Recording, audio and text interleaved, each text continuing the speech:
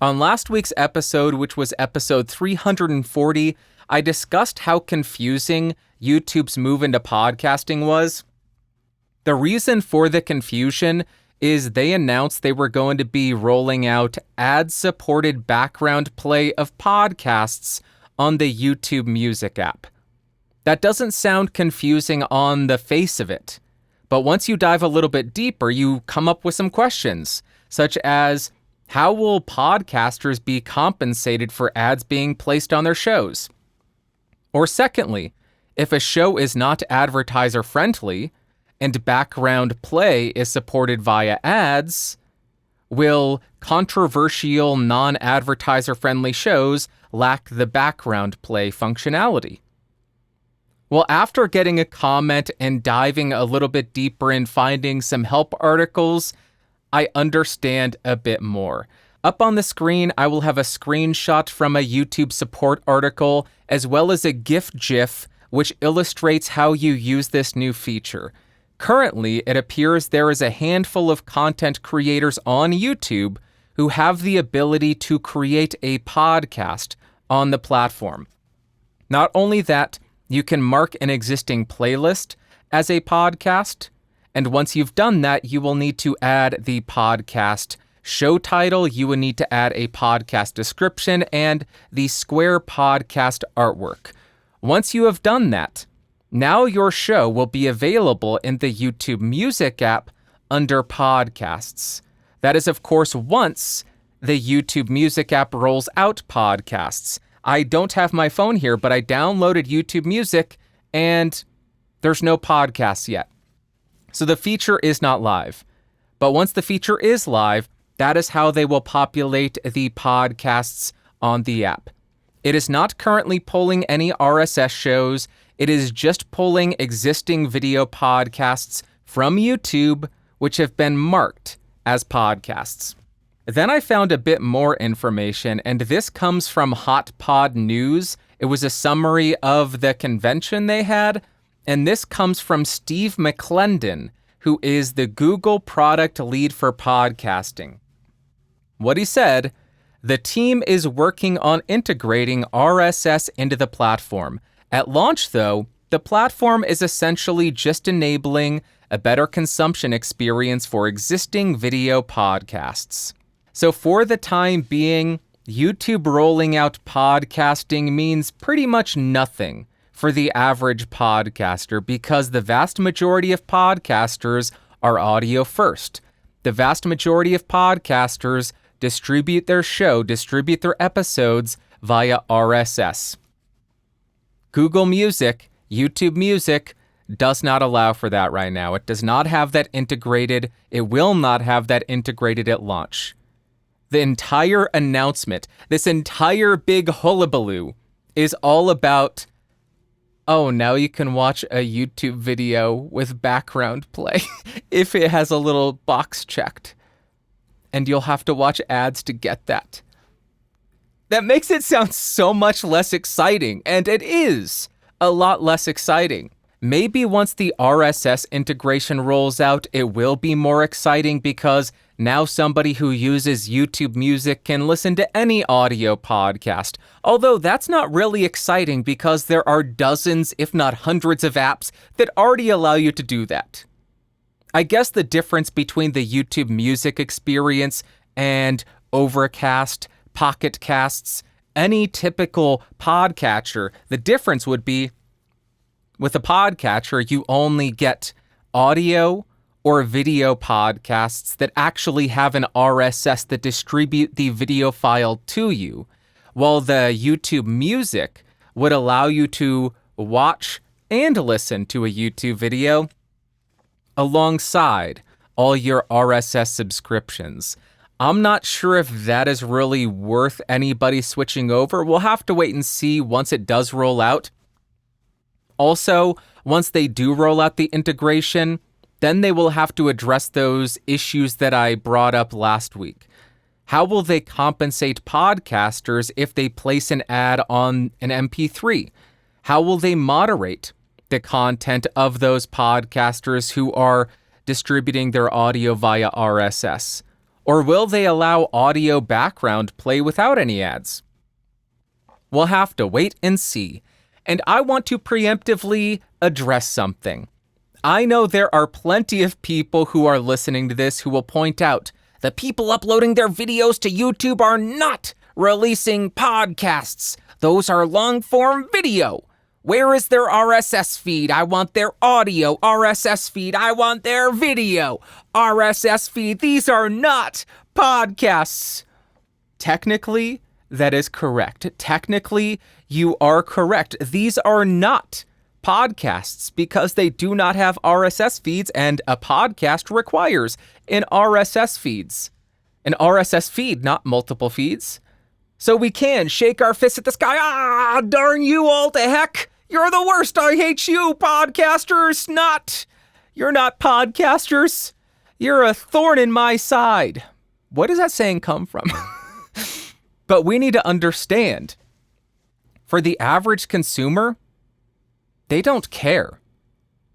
Long-form spoken word content, long-form interviews, and podcasts are interchangeable terms.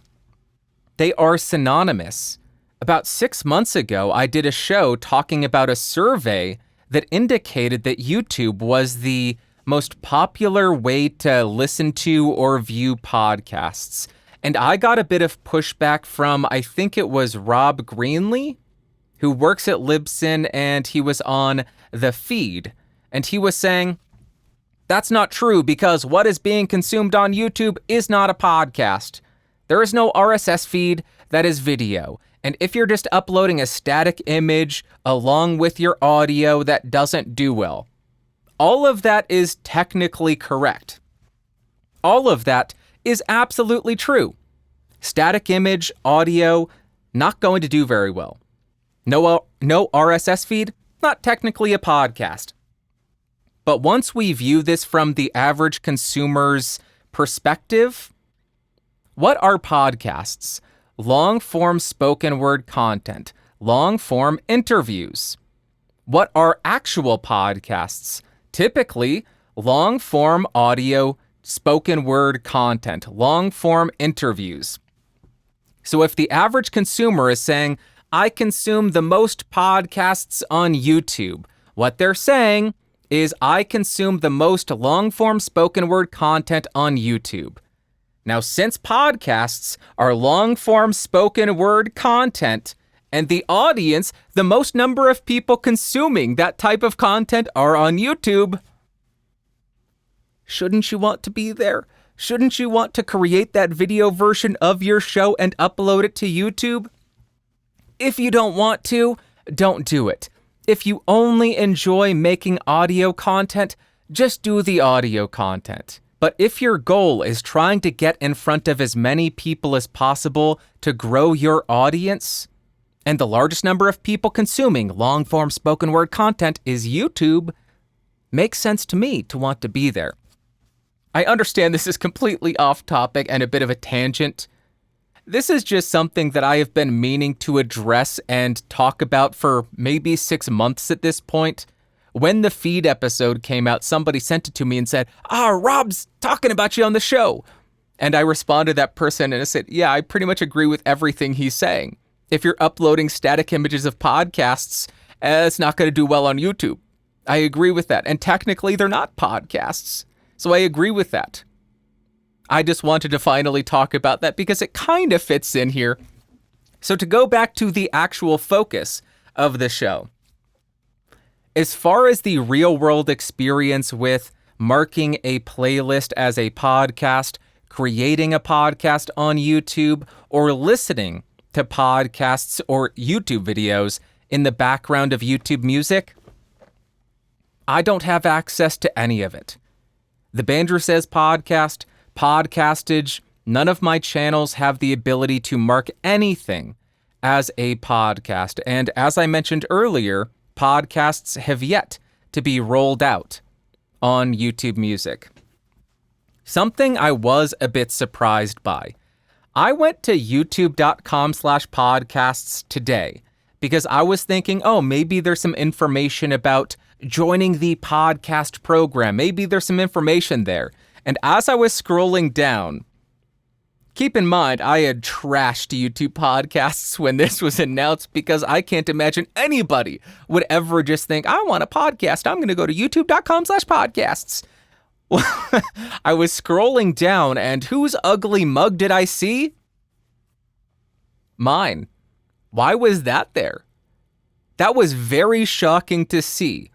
And then I refreshed the page a number of times. I went to different browsers, tried it again, and I realized, first off, as I already mentioned, none of my videos, none of my channels are able to be marked as podcasts. So the youtube.com/podcasts page is pulling in content that is not marked podcasts and presenting it as podcasts. And secondly, the headers that they're pulling in under and the videos they're recommending are based solely on you. It is a recommendation based on your viewing experience as opposed to some kind of moderated selection. It's not Apple Podcast new and noteworthy or whatever. It is purely algorithm based, and it's not just podcasts, because the videos that were recommended were under audio equipment discussions, I think. What did it say? Audio equipment. And they recommended 5 things to avoid when buying audio equipment and Podcastage's favorite audio gear of 2022. Neither of those are podcasts, yet there they were on the podcasts page. I don't understand still. I'm a bit confused. Now that I understand it a bit more, cool, I kind of get it. I will understand 100% when people say, that's not podcasting, because it's not. It's just a slightly different way to listen to a YouTube video. Does that really deserve the fanfare that it's getting? I don't think so. It's not very exciting at all. You can listen to a video in the background. Cool, guys. So that's really all the news. I will link a few articles in the episode notes. The support article on creating a podcast on YouTube, the Hot Pod News summary, and the YouTube podcasts homepage.